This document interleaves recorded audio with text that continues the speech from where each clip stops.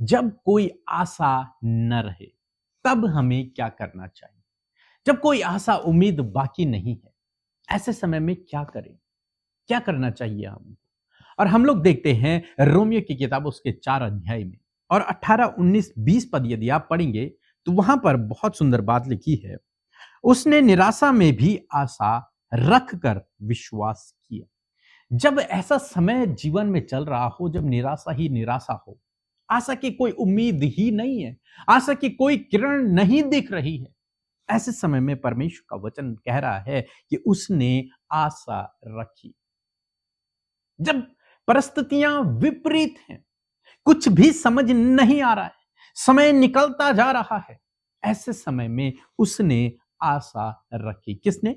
Abraham के विषय में यहां पर बात हो रही है। लिखा है कि निराशा में भी, ऐसे समय में जब निराश है, उस निराशा में भी उसने आशा को रखा। जब आशा की कोई किरण बाकी नहीं है, ऐसे समय में उसने आशा रखी परमेश्वर के ऊपर, इसलिए कि उस वचन के अनुसार कि तेरा वंश ऐसा होगा, वह बहुत सी जातियों का पिता हो। उसने किस पर आशा रखी? परमेश्वर के वचन पर उसने आशा रखी कि परमेश्वर ने जो वचन कहा है, वो वचन निश्चय मेरे जीवन में पूरा होगा। चाहे आज परिस्थितियां विपरीत हैं, चाहे सब लोग निराशा से होकर गुजर रहे हैं, चाहे आशा की कोई किरण नजर नहीं आ रही, ऐसे समय में उसने परमेश्वर के वचन पर, जो परमेश्वर ने उससे कहा था, उस वचन पर उसने भरोसा रखा। उसने ये नहीं सोचा कि अब तो कुछ नजर नहीं आ रहा, क्या पता ये वचन पूरा हो या ना हो, समय तो बीतता चला जा रहा है। नहीं, उसने उस वचन पर भरोसा रखा, चाहे कुछ भी हो रहा हो जीवन में, लेकिन उसने उस वचन पर भरोसा रखा। आज शाम में मैं आपको उत्साहित करूंगा कि आपको भी यही करना है। आपको परमेश्वर के वचन पर भरोसा रखना है। अब चाहे जीवन में निराशा है, चाहे जीवन में आशा की कोई उम्मीद नहीं है, लेकिन फिर भी आपको परमेश्वर के वचन पर भरोसा रखना है। इस निराशा के समय में भी आपको परमेश्वर के वचन पर भरोसा रखना है। किस पर? वचन पर भरोसा रखना है। उसके द्वारा बोले गए शब्दों पर आपको भरोसा रखना है। और जब आप इस प्रकार से करते हैं, परमेश्वर उस वचन को आपके जीवन में पूरा करते हैं। आगे पढ़ते हैं, क्या लिखा है 19 पद।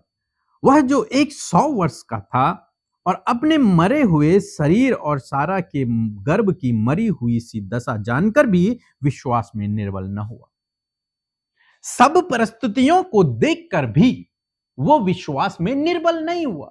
उसने फिर भी परमेश्वर के वचन पर आशा रखी। उसने फिर भी परमेश्वर के वचन पर भरोसा किया, विश्वास किया और ये आशा रखी कि परमेश्वर का वचन मेरे जीवन में पूरा होगा। जो उसने कहा है वो उसके लिए विश्वास योग्य है और वो उस वचन को मेरे जीवन में पूरा करेगा। तो आज शाम में मैं आपको भी उत्साहित करना चाहूंगा। हालांकि परिस्थितियां विपरीत लग रही हैं, परिस्थितियां कहती हैं कि आप बीमार हैं, परिस्थितियां कहती हैं कि समय निकल चुका है, परिस्थितियां कह रही हैं कि आप असफल हैं, लेकिन आपको इन परिस्थितियों को देखकर विश्वास में निर्बल नहीं होना है। आपको फिर भी परमेश्वर के ऊपर विश्वास रखना है, उसके वचन पर आपको भरोसा रखना है। यह आशा रखनी है कि यह जो वचन है यह मेरे जीवन में पूरा होगा। चाहे परिस्थितियां विपरीत हैं, चाहे आपको कुछ समझ नहीं आ रहा, चाहे आप स्ट्रगल कर रहे हैं, चाहे आप असफल हो रहे हैं, चाहे आपकी प्रार्थना का उत्तर नहीं आ रहा, लेकिन फिर भी आपको यह भरोसा रखना होगा, अपने अंदर इस आशा को उत्पन्न करना होगा कि परमेश्वर ने जो वचन कहा है वो वचन मेरे जीवन में पूरा होगा। जब आप इस प्रकार करेंगे, निश्चय परमेश्वर आपकी प्रार्थनाओं का उत्तर देगा, आपके जीवन में काम करेगा। 20 पद कहता है, और न अविश्वासी होकर परमेश्वर की प्रतिज्ञा पर संदेह किया, पर विश्वास में दृढ़ होकर परमेश्वर की महिमा। उसने परमेश्वर के वचन पर संदेह नहीं किया, अविश्वासी नहीं हुआ वो परमेश्वर के वचन के प्रति, बल्कि परमेश्वर के वचन पर वो विश्वास करता रहा कि परमेश्वर ने जो कहा है, चाहे परिस्थितियां कितनी भी विपरीत क्यों ना हो, लेकिन परमेश्वर ने जो कह दिया वो वचन मेरे जीवन में पूरा होगा। आज नहीं तो कल होगा, कल नहीं तो परसों होगा, लेकिन होगा ही होगा। 100 साल की उम्र में वो ये विश्वास कर रहा है कि मेरा बच्चा होगा, क्योंकि परमेश्वर ने कहा है। आप तो अभी जवान हैं, आप 100 साल के नहीं हुए, आप तो अभी मेहनत कर सकते हैं, आप तो अभी एग्जाम दे सकते हैं, आपकी तो अभी शादी हो सकती है, आपके तो बच्चे होने की संभावनाएं हैं। लेकिन इसके लिए इसकी सारी आशाएं टूट चुकी थी, ये निराश हो चुका था। लेकिन ऐसे समय में इसके लिए कोई उम्मीद बाकी नहीं थी, केवल एक उम्मीद था, वो था परमेश्वर का वचन, बस। उसके अलावा इसके पास कुछ भी नहीं था। डॉक्टरों ने मना कर दिया, परिस्थितियां विपरीत हैं, लेकिन उम्मीद, आशा, विश्वास केवल एक वचन पर है जो परमेश्वर ने इससे कहा था, बस।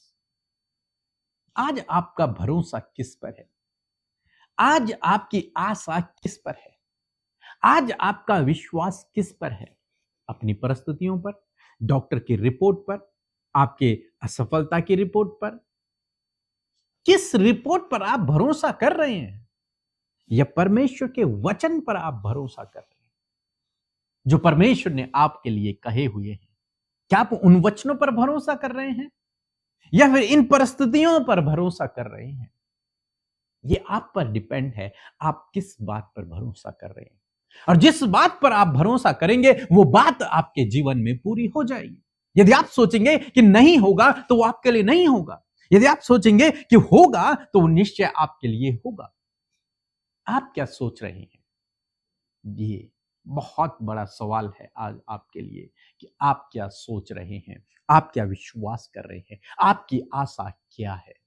यदि आपकी आशा परमेश्वर के वचन पर है, मेरा विश्वास है वो वचन आपके जीवन में पूरा होगा। जो वचन को आपने पकड़ा है, मेरा विश्वास है कि वो वचन आपके जीवन में पूरा होगा और निश्चय पूरा होगा। उस वचन को पूरा होने से कोई भी नहीं रोक सकता, चाहे कितने भी विरोधी क्यों ना हो, लेकिन वो वचन पूरा होने से कोई नहीं रोक सकता। वो वचन निश्चय आपके जीवन में पूरा होगा। सो प्रभु आपको इस वचन के द्वारा बहुतायत से आशीष दे।